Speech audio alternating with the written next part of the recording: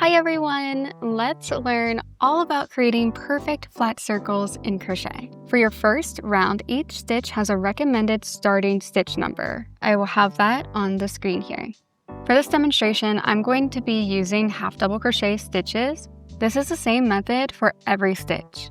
The only thing that changes is the recommended starting stitch number and how much height you will create at the start of your rounds. In this video, I really just want to focus on explaining how to create flat circles. I'm not going to be demonstrating how to do any of the stitches. So depending on which stitch you're using for your circle, I'm just going to be assuming that you already know how to do that stitch. But I will show you how to make a magic ring just in case you have never worked in the round before. There is also a method where people will start with a chain and then they'll make it into a circle. I personally have never used that method before, so I'm just going to show you how to make a magic ring. Place your 2 fingers out like this. And then place the yarn over your 2 fingers. I'm going to secure it with my thumb here. The yarn that is coming from your skein, this is referred to as the working yarn. We're going to take the working yarn and we are going to wrap it around our 2 fingers and we're going to bring it behind that first strand and then turn your fingers around, and I'm going to secure this with my other finger here.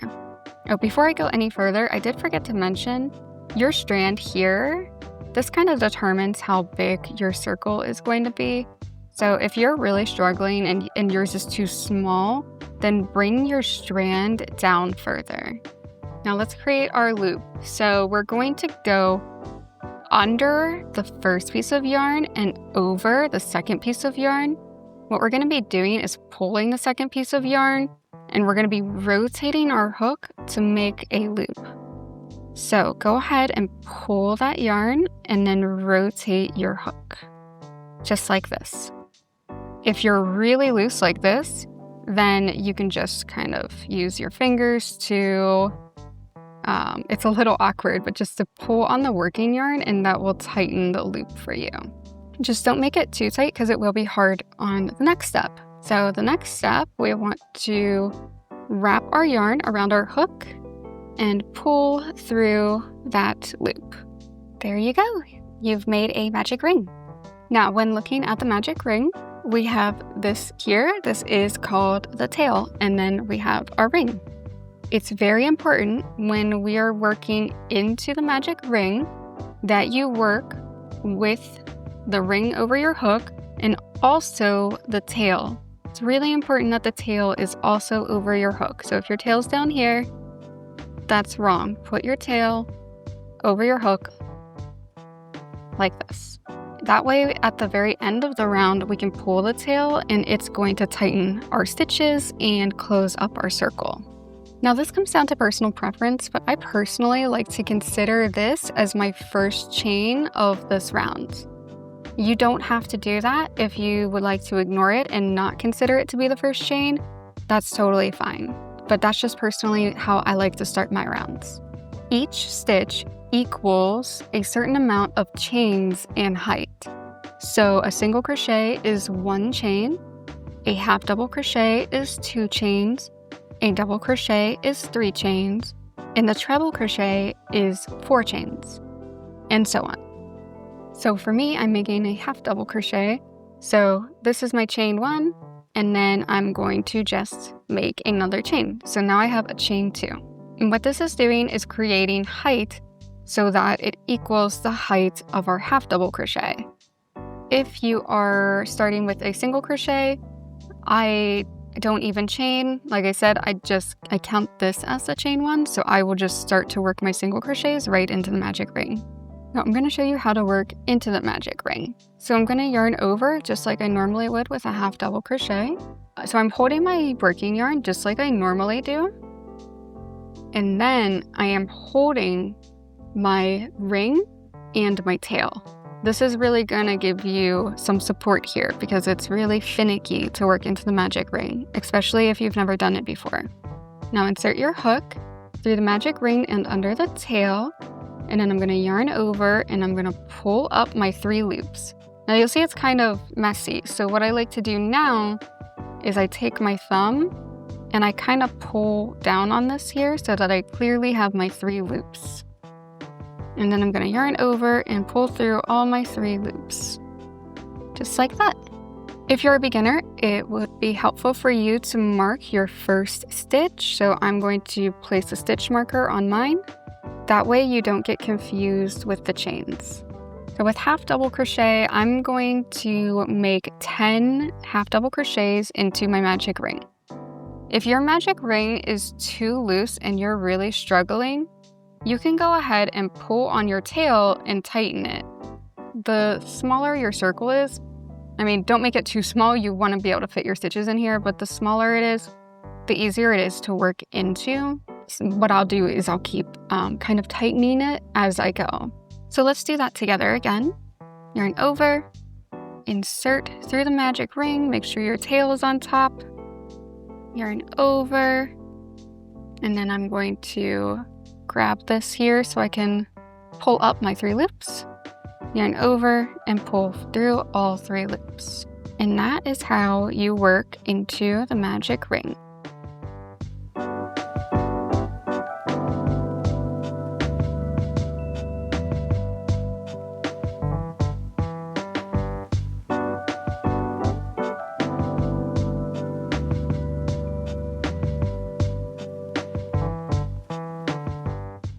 After you've created all of your starting stitches, we're going to close the round. So you can go ahead and lift up your hook, and we're going to pull on the tail. And then you'll see there's usually still a little circle here. So then I like to turn it around. And I like to pull in the direction from where the tail is coming out. So mine's coming out here. So I'm going to pull really tightly towards me. And there we go. Our circle is completely closed.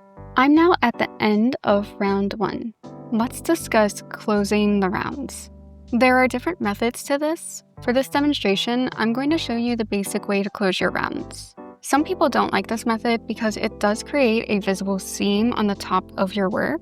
I'm just going to show you an example. This was a beret prototype that I'm working on. As you can see, on this beret, I just ended up closing my rounds the way that I'm about to show you. And you can see there's a seam here, and it kind of starts to go curved like that.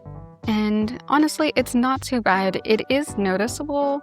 For some people, it doesn't bother them. It's totally up to you, whatever method you want to use for closing your rounds. But I'm just going to show you this basic method for now. If you're interested in learning more advanced techniques for closing and starting your rounds, let me know in the comments. If there's enough interest, I'll create a video to demonstrate those methods. So let's go ahead and close our round with a slit stitch. We are going to just slit stitch to the first stitch in the round. We have ours marked, but you're just going to insert your hook into that first stitch. If you can't get it in with the stitch marker there, you can go ahead and remove that. And I'm just going to yarn over and pull through both loops to slip stitch. Now I'm removing the stitch marker for now. The most simple way to begin your rounds is to simply just create chains that equal the height of your stitch, like we discussed before. So I would just chain 2, and again, this never counts as a stitch, unless the pattern you're working on says that it does. Now in round 2, this is where we are going to begin increasing. We evenly want to grow our circle in every round. That is what gives us a perfect circle. There is a pattern to this, and it's very simple once you understand it, and you don't have to do any math. You literally just do the pattern. There are also advanced methods for increasing. It still involves using a pattern, it's just a different pattern. The method I'm going to demonstrate in this video is referred to as stacking your increases. In other methods, you alternate where your increases are each round. As our circle grows, the stacking method will slightly start to turn our circle into a hexagon. It's very subtle, but if you are particular like I am, you may not like the stacking method.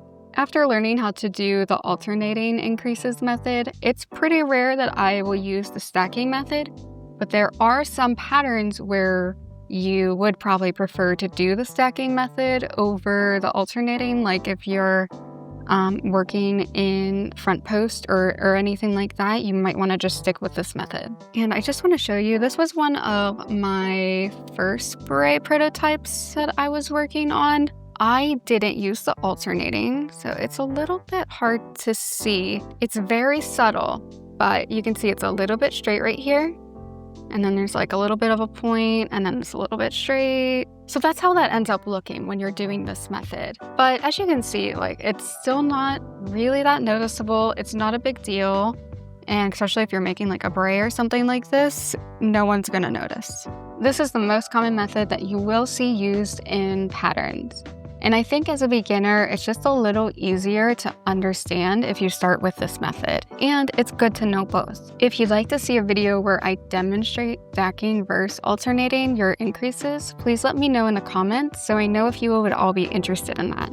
Okay, now let's finally begin increasing and learning the pattern. It's very simple. In every round, we will increase by our starting stitch number. In my demonstration, I started with 10 stitches.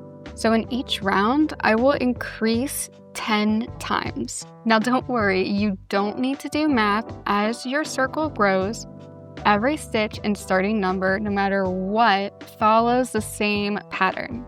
And in round 2, we always start with increasing in every stitch around, because that means that we are increasing 10 times. So I'm gonna bring my total to 20 by doing this, and I'm gonna show you how to increase. So again, the chain does not start as your first stitch. Let's identify where the first stitch is. Okay, so this right here, this is our slit stitch right here. And you can see the chain coming out of it. That's a slit stitch, is not a stitch.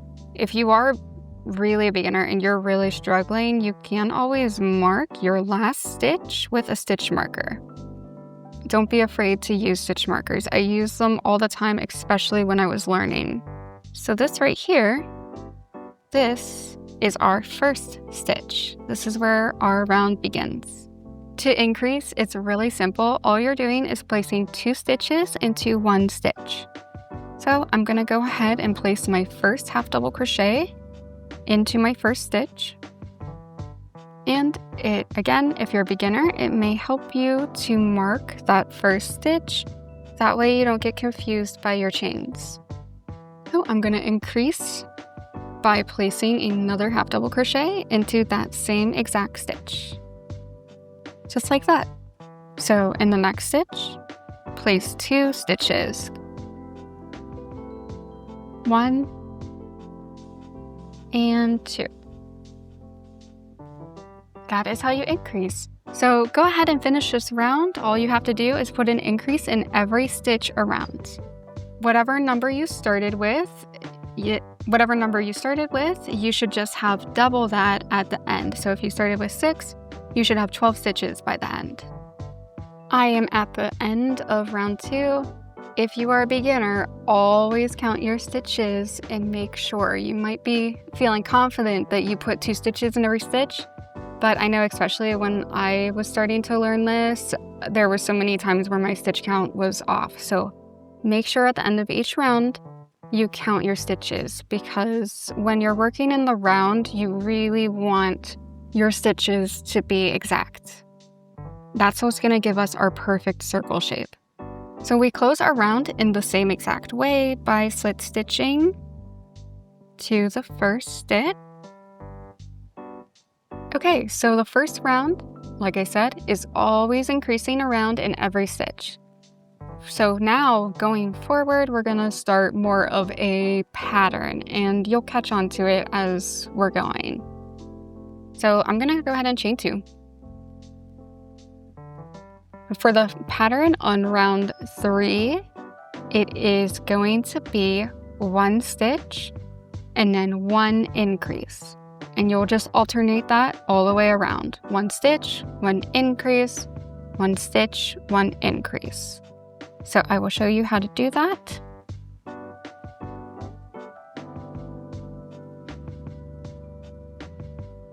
So I just created my first stitch, and in the next stitch, I'm going to increase by placing 2 stitches into 1 stitch. And then I'm going to just do 1 stitch, and then I'm going to increase in the next stitch.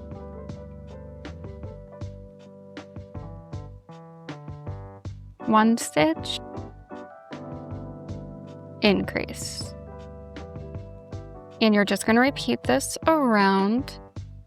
And when you get to the end of your round, it should always end at the end of your repeating pattern. Whatever your last stitch was in the pattern, that's what you should end with. So we started with a stitch and then we did an increase. So the increase is the last stitch of our repeating pattern that we're doing around. If you didn't end with an increase in your last stitch, then you definitely did something wrong. What I usually like to do if that happens is I'll start at the beginning of my row and I'll look and I'll say, okay, there's 1 stitch. And then if you kind of just pull your stitches apart, you can tell this looks a lot different. This is our increase. It has 4 V's in it. That means it has 2 stitches in it. The next stitch has just 2 V's in it at the bottom here.